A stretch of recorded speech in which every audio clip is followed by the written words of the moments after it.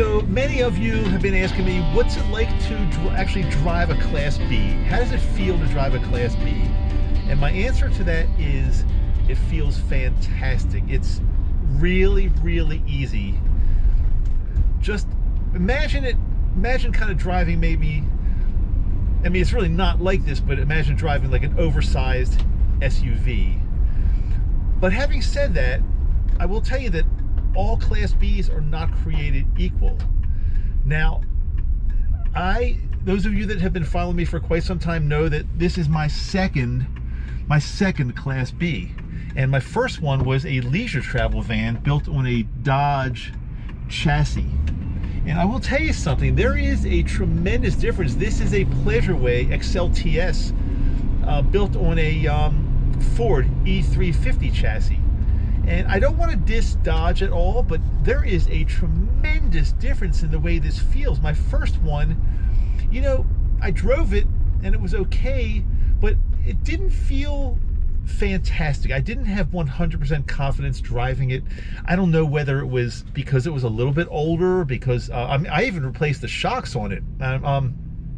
But once we got this one, this Pleasureway, again built on the Ford E350, it's a different world. So I don't want you to think that you can just go out and buy any Class B, new or old, and they're all going to drive the same, because they don't. So one of the most important things I'm going to recommend, because I had this experience after we had the fire in our original leisure travel van.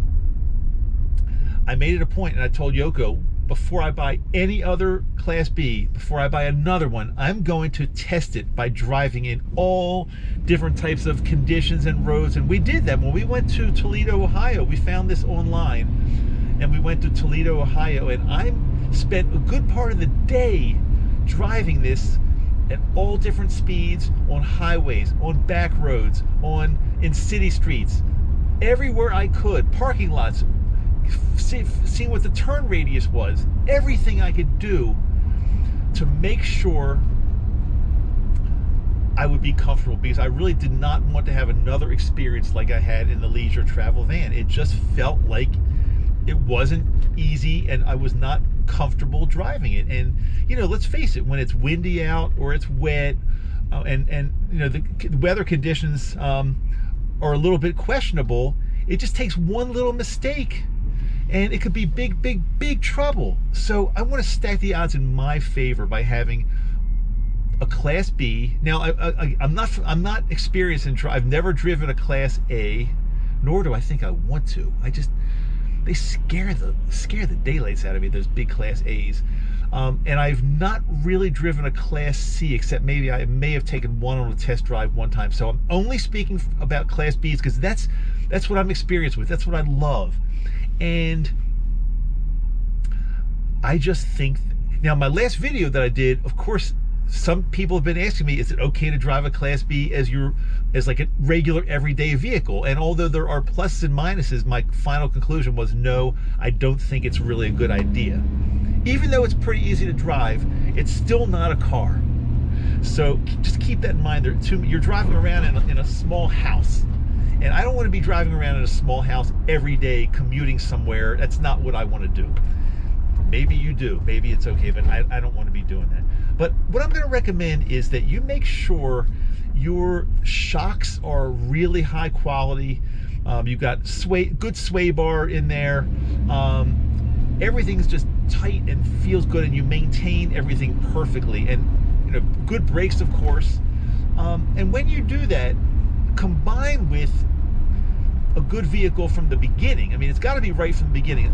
I tried to retrofit my leisure travel by putting on like the most expensive shocks, and they helped quite a bit, but they still didn't make it the way I felt it should be. Now I'm driving around here comfortable, one hand on the steering wheel. Of course, when I'm on the highway, I'm much more diligent, but I'm on a city street kind of. But in the leisure travel van, I would not have been able to do that. I would have been more like, ooh, hopefully, let's pray I make it to the next location. No, it wasn't quite that bad, I'm kidding. But it's an exaggeration meant to kind of share with you that, yeah, it was definitely tougher to drive than this beauty. Yeah, we love everything about it. And again, I'm a Class B guy. I've never owned a rig that was not a Class B, so I can't speak on fifth wheels. I mean, I can talk to you a little bit about that, but I've never towed a fifth wheel. I've never towed a travel trailer. It's not really what I want to do. The advantages, I think, of owning a Class B, because again, you're driving an oversized van that has everything you want in it. Granted, it's not tremendous like some of those big fifth wheels out there. They're big, but I don't want to be dragging those things around. So we are in our van. It's got everything. It's got the bathroom. It's got a king size bed. I don't know, you can't see the sofa in the back, but that sofa folds down to a king size, extremely comfortable bed. It's got a full bathroom that you actually walk into, close the door, not one of those where you're going to the potty in the hallway. No, this is a full size bathroom. It's got a microwave, it's got a refrigerator, it's got cabinetry, it's got a nice walk-in closet. Well, it's not a walk-in closet, but it's a fairly nice sized big closet. It's for a van, for a Class, it's really nice. What else? We got a stove with 2 burners on it, a nice sink, you name it. Well, also a good audio system, which is, to me, very, very important. You've got to have good sound when you're driving down the highway. To me, sound is really important. I've got to have my music playing really, fairly loud and fairly good.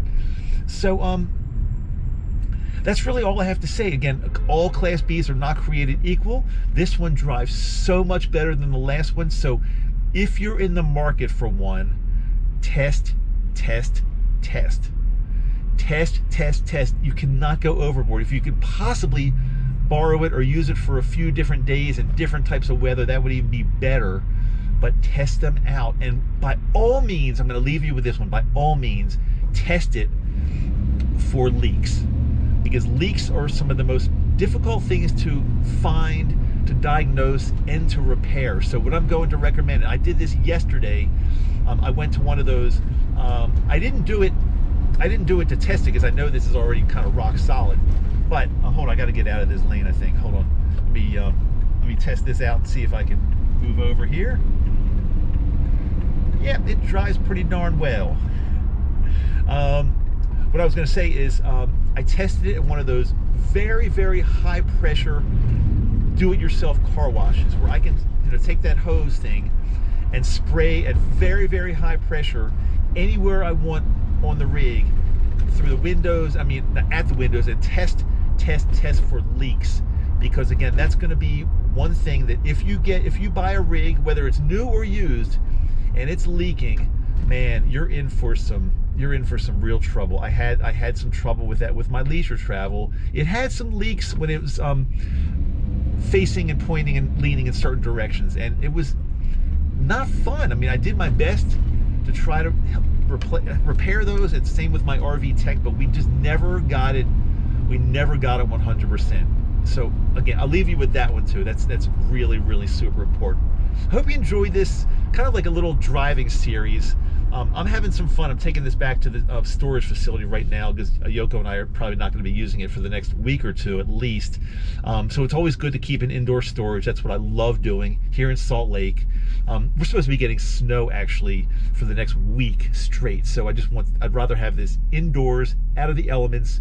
No rodents can get in, and that's what I do. I hope you're enjoying my little driving series. When I get back in it again, I'll probably do another video from the rig.